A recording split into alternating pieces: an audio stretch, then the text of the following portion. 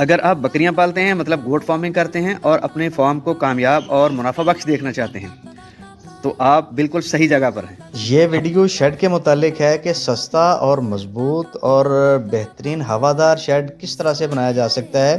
तो इसका पार्ट 1 हम पहले देख चुके हैं, जिसमें हमने बछड़ों के शेड पे बात की थी, और आज हम बात करेंगे बकरियों और बकरों के शेड के मुतालिक।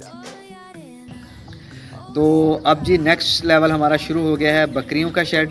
बछड़ों का शेड जैसे आपने देखा माशाल्लाह से कंप्लीट हो गया, खुरली भी उनकी बन गई और उनको चूना वगैरह भी हमने डाल दिया। तो अब ये जो साइड है ये हमने शुरू की है बकरियों के लिए, बकरियों और बकरों के लिए। इसमें जो हमने यूज़ किया है, इसकी जो गहराई है वो अपना 20 फीट है। इसको हमने ज़्यादा गहरा रखा है। वो पहला जो शेड बछड़ों के लिए बनाया था वो हमने 14 फीट गहरा रखा था और 40 फीट उसको हमने रखा था लंबा।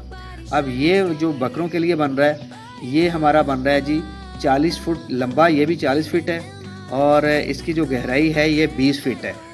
इसको गहराई को ज़्यादा इसीलिए रखा है ताकि गर्मियों के अंदर जितनी भी शदीद धूप हो तो जानवर तक धूप कम से कम पहुँचे। और इसकी जो हमने हाइट रखी है वो 9 फुट रखी है। ये पाइप जो है ये 16 गेज का पाइप है, भारी वाला पाइप है और बहुत अच्छे से इसने वज़न उठा लिया है। अच्छा, ये जो हमने बछड़ों के लिए जगह बनाई थी, इसकी जो खुरली हमने बनाई थी वो इस तरह से डिज़ाइन की थी कि अंदर से खड़ा होकर भी जानवर गर्मियों के मौसम में साए में खड़ा होकर खा सके और सर्दी के मौसम में यहाँ बाहर खड़ा होकर धूप में खड़ा होकर खा सके। तो उस टाइम जो हमारी सोच थी वो सर्दी के लिहाज से थी, लेकिन इसकी कंस्ट्रक्शन के दौरान जो है ना वो अब आहिस्ता हम गर्मी की तरफ जा रहे हैं। तो अब हमें फ़ील आना शुरू हुई कि ये हमसे थोड़ी सी गलती हो गई है, तो इसको भी हमें थोड़ा सा एक्सटेंड कर लेना चाहिए। तो 10 फीट अब इसको भी हमने मज़ीद जो है ना वो एक्सटेंड कर लिया है। बछड़ों वाला जो शेड था उसको भी 10 फुट इंक्रीज़ कर लिए। अच्छा, इसमें ये एक बहुत अहम आपको बात बतानी थी। ये देखें, हमने पीछे की तरफ, दीवार से पीछे की तरफ ना 2 फुट इसको पीछे और निकाल दिए हैं इसके ना पाइप।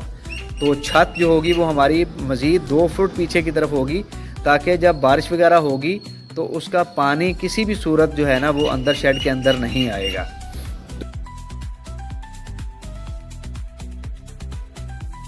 तो अब हम अंदर आ गए हैं जी। जो हमारा बकरी का शेड था वो माशाल्लाह से कंप्लीट हो गया है, छत ढल गई है।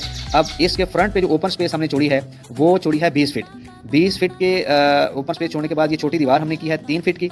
3 फुट की दीवार जो करने का मकसद है वो यही है कि इनकी एक बाउंड्री वॉल हो जाए। माशाल्लाह से हमारे घर पे कुर्बानी के बकरे जो हमने लिए हुए थे वो भी अब अपने शेड में आ गए हैं जी। जानवर भी देखें, सारे भाइयों से दुआओं की गुजारिश है कि दुआ ज़रूर दें। बकरियाँ भी माशाल्लाह से हमारी अपने शेड में शिफ्ट हो गई हैं और कुर्बानी के बकरे भी इसमें शेड में शिफ्ट हो गए हैं।